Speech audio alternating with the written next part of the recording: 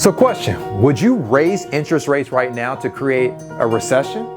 Or would you lower interest rate right now to create inflation?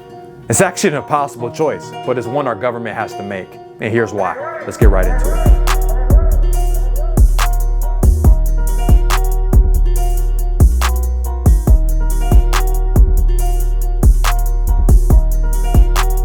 Welcome back, Preneurs. Today's conversation is about one that all of us are experiencing right now.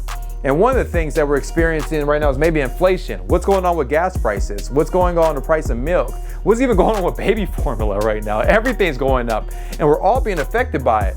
But the government has to make a decision as well about what's going on with this recession. Are we about to fall into a recession? Are we in one? Are we kind of in a pre-one? Like, what's going on right now, right? Everyone's kind of like, what's really going to happen?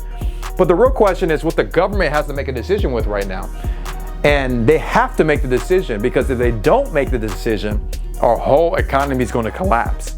So the real question is, which one are they going to make a decision with? Are they going to lower our interest rates right now? Because that's the first one they can make.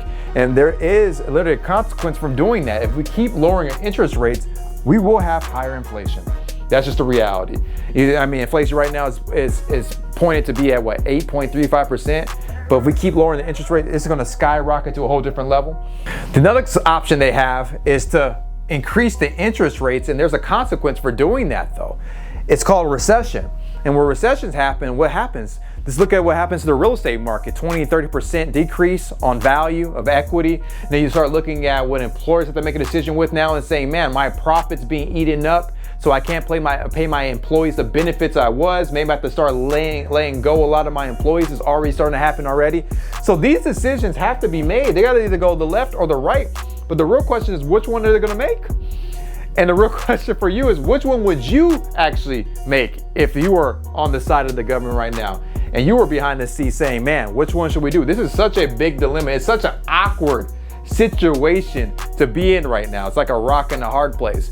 But also I have a question for you as well, is what are you inflating right now in your life? I'm talking about your mind, your body, and your soul, because inflation, not all inflation is bad. We can be inflating our mind to a different level in this period of time. We can be inflating our body to a different level. We can be inflating our soul to a different level. That's something that I would be looking at. How about recession? What are the things that you need to decrease? Maybe negative thinking, maybe small thinking, maybe things that are not productive to where you want to go next in your life. That's something we need to have a recession with.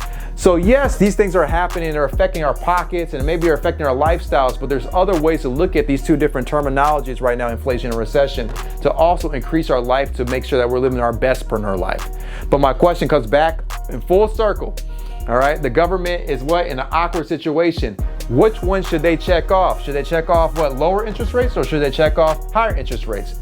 I would love to hear your comments on this one. So make sure you're increasing 1% on a daily basis so we can help you increase your profit, your passion, your purpose. We'll see you guys on the next one.